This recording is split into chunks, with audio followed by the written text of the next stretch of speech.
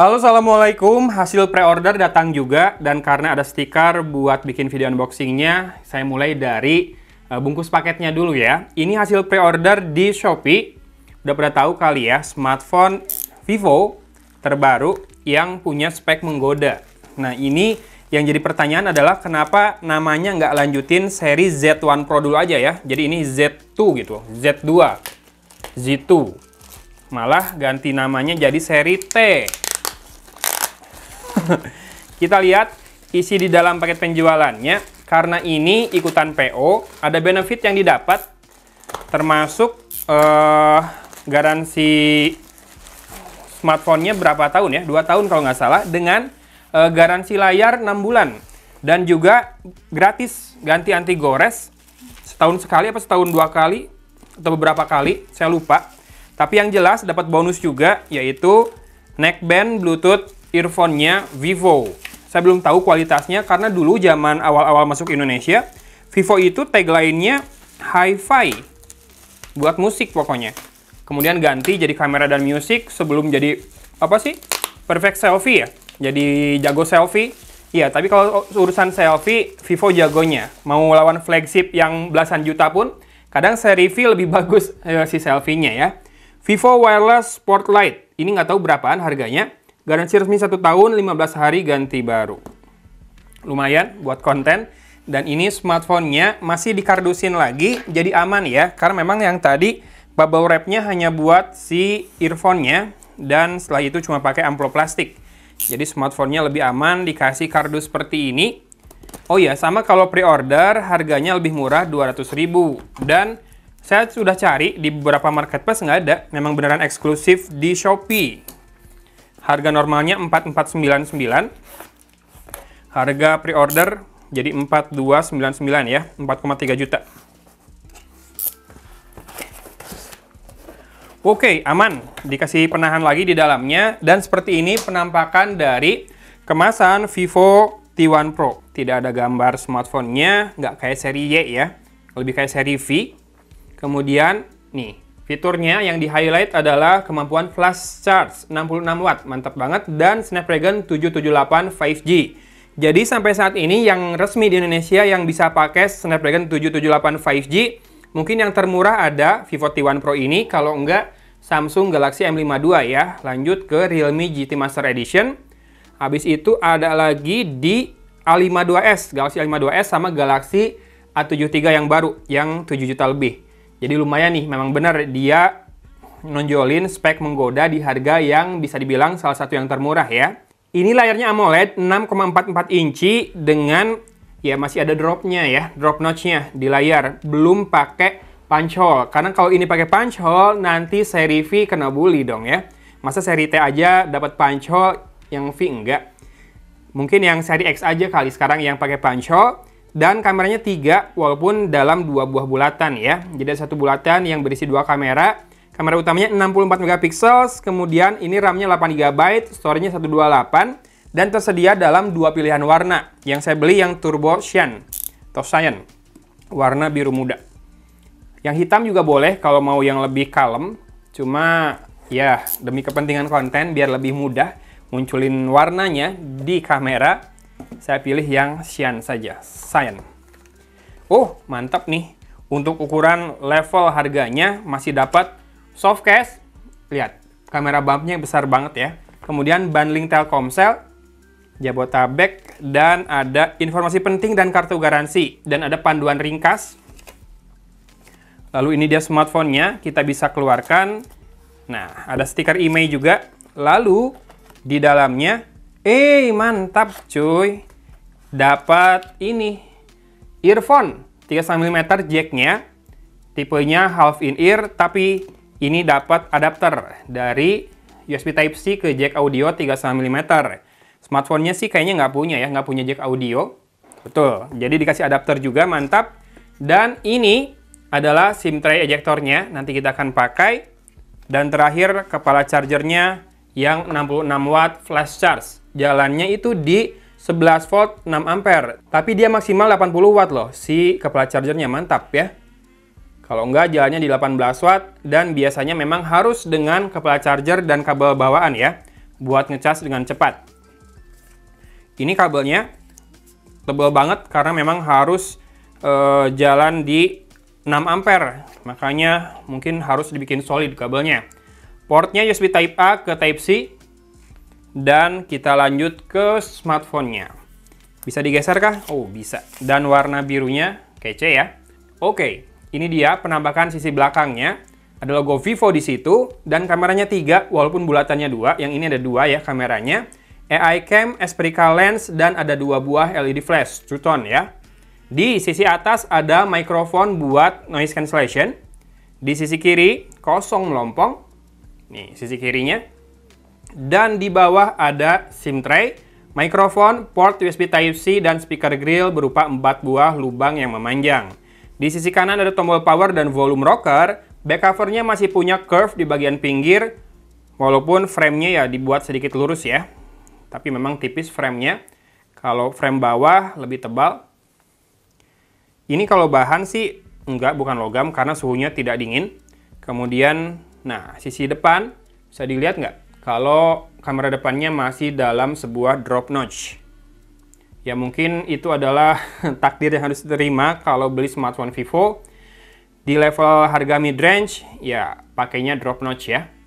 Oke, kita nyalakan sambil kita buka SIM tray-nya. Buat sebuah smartphone gaming, ya, bisa dibilang gaming mid-range ya. Pakai Snapdragon 778G, kemudian fast charging 66 watt. Ternyata dia tidak punya slot tambahan memori. Ini malah ada dummy ininya, dummy SIM card-nya buat nunjukin posisinya seperti apa. Ya, dua-duanya adalah slot buat nano SIM card ya. Tidak ada slot untuk micro SD. Kita akan kembali setelah saya setup dulu smartphone ini. A few moments later. Oke, sudah selesai setupnya, dan tadi saya sudah setup fingerprintnya juga. Ternyata fingerprint scannernya berada di dalam layar ya, alias in-display fingerprint scanner, yang mana mantap buat level harganya. Super AMOLED 6,44 inci dengan in-display fingerprint scanner. Tuh. Ya, instan ya. Sekarang kita coba untuk face unlock. Oke, raise to wake-nya belum aktif. Tapi face unlock-nya bekerja dengan baik. Kamera depannya Vivo biasanya memang bagus. Dan kita lihat ada application drawer ya di sini. Di mana bloatware-nya kita langsung hitung saja, ada Agoda, CNN Indonesia, kemudian LinkedIn, Lazada, Noveltoon, Netflix, Snack Video, Shopee, TikTok, Spotify, Tokopedia, Twitter, View. 13, lumayan lah ya. Nah, dengan sebanyak itu bloatware-nya, kira-kira berapa free storage-nya? Dari 128 GB tersisa 102 GB free storage-nya ya. Terpakai 26,15 GB. Nah, untuk RAM, dia punya extended RAM sebesar 4 GB, jadi 8 plus 4. Nanti akan saya matikan, tapi harus restart dulu memang. Kemudian kita akan lihat about phone-nya. Ini belum saya connect ke internet ya, karena biar nggak download apa-apa, biar storage-nya beneran kelihatan, free-nya berapa. RAM, prosesor, Android 12. Mantap, sudah Android terbaru. Warna Tosca-nya bagus. Kemudian, security update-nya 1 April 2022 dengan Google Play System Update 1 Januari 2022. Yang mau saya tahu adalah untuk masalah privacy. Di Vivo yang terakhir saya coba, itu tidak ada untuk blok kamera dan mikrofon. Di manakah kira-kira? Privacy dashboard ini cuma buat ngeliat apa aja yang akses. Kalau clipboard akses ada ya. Sama tadi kamera sih kelihatan waktu saya buat rekam face unlock, ada ya indikator menyala. Tuh, sekarang titik hijau di pojok kanan atas bahwa kameranya sedang dipakai. Dan kalau videonya dipakai, ada satu tambahan lagi buat nunjukin mikrofon ada yang akses. Tapi tidak bisa diblok aksesnya.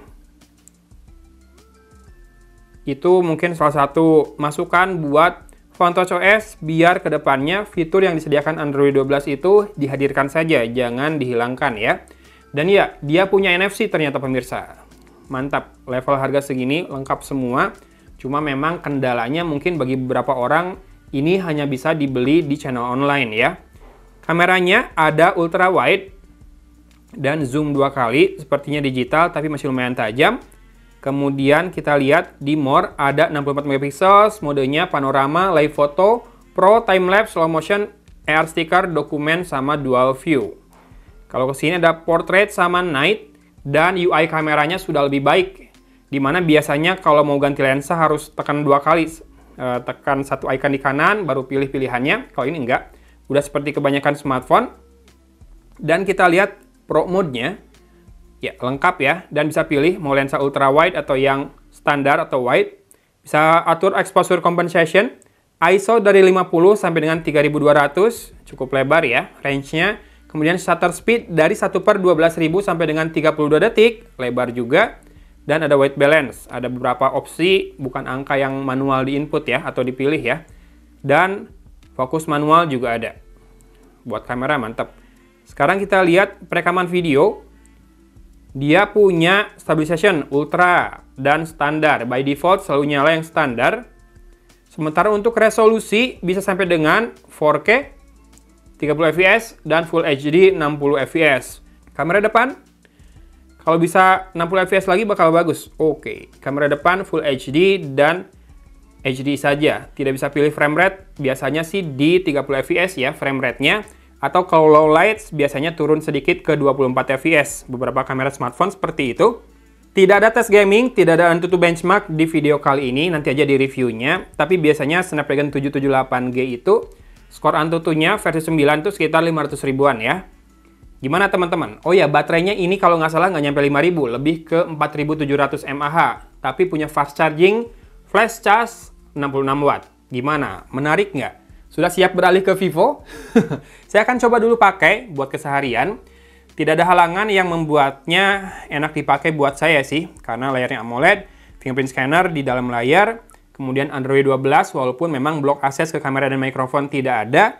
Sama biasanya yang saya rada kurang sreg dari Vantage OS itu nggak bisa geser. Tuh, sekarang udah bisa.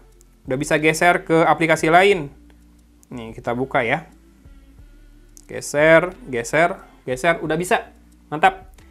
Harganya, kalau masih bisa ikut pre-order hari ini di Shopee, saya akan taruh linknya di deskripsi, itu Rp4.299.000. Semoga masih dapat bonus juga. Ini, neckband earphone wireless Bluetooth. Belum tahu kualitas suaranya. Dan kalau sudah lewat masa pre-order, harusnya harganya normalnya di Rp4.499.000. Kalau ngelihat spek doang dengan apa yang didapat, sangat worth it lah ya. In-display fingerprint scanner di layar Super AMOLED, kemudian Snapdragon 778G, kamera 3, kemudian apalagi baterai 4700 mAh dengan fast charging 66 watt, dan dapat bonus earphone Bluetooth, dan juga garansi layar 6 bulan, garansi semuanya 24 bulan kalau nggak salah, dan juga ada fasilitas buat ganti anti gores per 6 bulan sekali apa per 1 tahun berapa kali gitu. Cek aja di link di deskripsi ya. Ada di Shopee kok dijelasin apa aja benefitnya kalau ikut pre-order. Kalau layar pakai notch, lama-lama nggak berasa sih, sama aja lah ya. Ada sesuatu di tengah gitu kalau lagi pakai sehari-hari mah, mau pakai notch, mau pakai punch hole. Cuma mungkin masalah estetik saja. Kalau ketebalan bezel tidak lebay-lebay juga. Lebih tebal di bawah tapi tidak lebay. Di atas juga sedikit lebih tebal. Nanti kita lihat aja kualitas kameranya apakah seperti seri Vivo yang lainnya, seri V misalkan atau seri X, atau ikut ke seri Y, seri Y ya. Dulu karena seri Z1 Pro kameranya tidak dilupakan meskipun fokusnya ke pricing versus spec atau value ya. Makanya Vivo ngasih channel penjualnya beda, nggak ada di offline, hanya online. Mungkin nanti ada masalah pricing dan komisi buat penjualannya yang berbeda, makanya bisa dijual di level harga yang semenarik ini dan seseksi ini. Ini dia Vivo T1 Pro. Saya akan tutup videonya daripada kepanjangan. Nanti habis bahan buat reviewnya. Sip, thanks for watching ya. Jangan lupa buat harimu lebih menyenangkan dan juga berbahagia dengan selalu bersyukur. Dari Kota Cimahi, Algon pamit undur diri. Wassalamualaikum warahmatullahi wabarakatuh.